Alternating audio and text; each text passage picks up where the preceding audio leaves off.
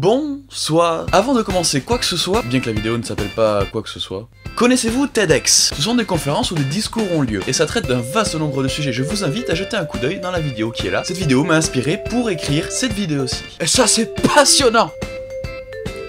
Clicar. C'est-à-dire cliquer en espagnol.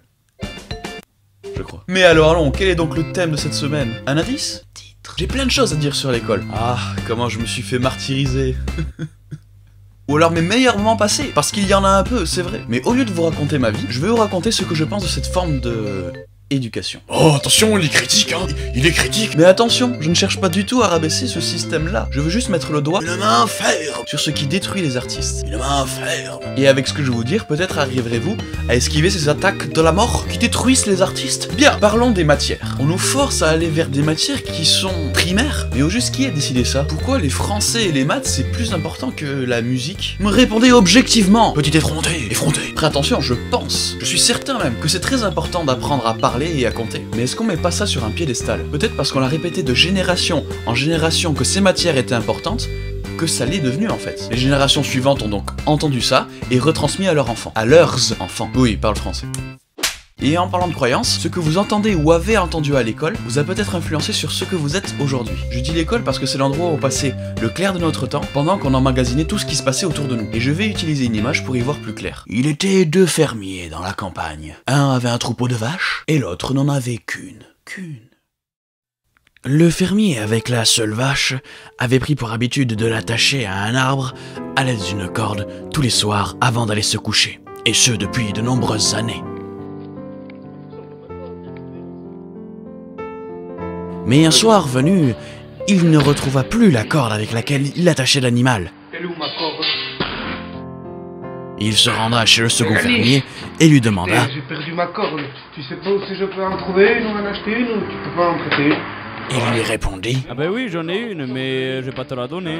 Avant que le fermier à la vache unique ne lui saute au cou, il lui expliqua: Amène ta vache à l'arbre habituel et attache-la comme si tu avais une corde invisible. Je t'assure qu'elle restera. Ce que fit l'autre fermier, pas vraiment convaincu au final, mais il avait confiance en son ami. Et il fut surpris que la vache était restée près de l'arbre toute la nuit. Et il réexpérimenta le lendemain et le surlendemain, et la vache croyait toujours être attachée à une corde, chaque soir. Et c'est ainsi que le fermier n'eut plus jamais besoin d'attacher la vache à l'arbre.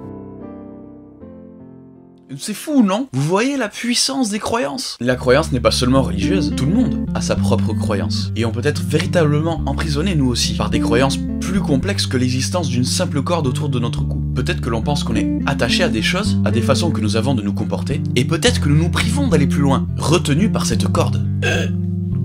Je pense qu'à notre naissance, on est libre de créer, on est libre d'inventer, on est libre d'imaginer et de construire. Et peut-être que l'école tente inconsciemment de nous attacher à un arbre symbolique, qui est la réalité de ce monde, la réalité que les hommes ont inventée. Donc en fait, c'est comme une réalité relative, une relative réalité. Réalité relative, réalité. Il y a tellement de choses qu'on a entendues dans notre enfance, tellement de choses qui ont pu nous empêcher de faire certaines choses aujourd'hui. Et je pense sincèrement qu'il y a non pas une, mais plusieurs cordes qui nous empêchent de franchir certains pas. À nous de les identifier, et à nous de faire le nécessaire pour les arracher et nous en libérer. Y a-t-il une corde qui t'empêche de dessiner, de construire, d'apprendre, de te, je sais pas, déguiser en Batman?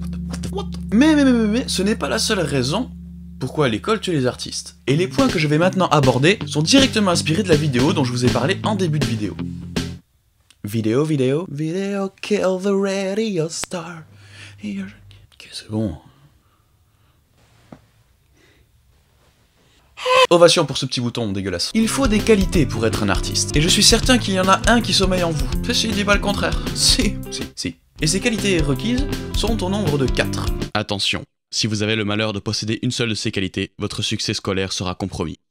Oui, j'avais oublié de dire ce texte. La première, il faut être passionné pour être un artiste. C'est-à-dire l'approche émotionnelle que vous avez avec votre composition, dessin, musique ou autre. Et cette qualité à l'école est étouffée par les coefficients. Si vous vous donnez à fond en art ou en musique ou en technologie, vous serez cassé par ces coefficients. Et on pourra vous accabler avec la mention « peut mieux faire ». Et oui, à l'école, il faut se donner à fond pour tout. La deuxième qualité, être curieux. Être curieux, c'est ce qui vous aidera à aller plus loin dans votre art. Être curieux, c'est s'informer davantage. Chercher plus loin que ce que le prof vous donne en premier lieu. Mais à l'école, on est jugé sur notre capacité à prendre une info et à la restituer exactement comme on nous l'a donnée. Vous allez vouloir développer et chercher beaucoup plus loin pour qu'au final, on vous dise que vous êtes hors sujet. La troisième, avoir des objectifs. Pour créer, surtout si vous voulez vivre de vos créations, il faut pouvoir avoir des objectifs. Regarder plus loin, se demander ce qu'on va pouvoir créer à l'avenir, se concentrer pleinement et uniquement sur cet objectif. Mais si on se focalise sur un objectif à l'école, que va-t-il se passer? On nous demandera pourquoi est-ce qu'on se donne pas plus? Pourquoi est-ce qu'on n'essaye pas d'être bon partout? Mais peut-être que être bon partout, ça ne répond pas à nos objectifs. Donc avoir des objectifs à l'école, ce sera de mieux faire. Et enfin, quatrième point ultra important, être créatif. Être créatif. 92% des personnes les plus créatives dans le monde ont moins de 5 ans. Ça la fout mal. Mais les 7% qui restent du coup ont plus de 5 ans. Que s'est-il passé entre temps? Je vous le donne en mille. L'école. Si vous êtes créatif à l'école, vous allez vouloir apporter quelque chose de nouveau, quelque chose de beau qui vient de vous, quelque chose de... Vous serez dispersé. Si tu veux être premier de la classe partout, il faudra souvent renoncer à ta créativité. Voilà. Mais bien sûr qu'il faut bosser à l'école. Bien sûr qu'on ne peut pas changer le système.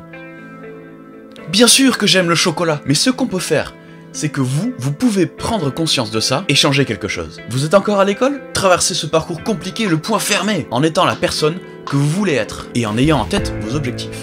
Et si vous n'êtes plus à l'école, tant pis pour vous. Mais non, bien sûr que non. Prenez conscience de ça, vous aussi. Prenez le taureau par les cornes, et si vous en avez la force, devenez celui ou celle que vous avez toujours rêvé être. C'était un taureau entre mes mains. Enfin, les cornes du taureau. Voilà, mon travail ici est fini. Et maintenant, c'est à vous de jouer.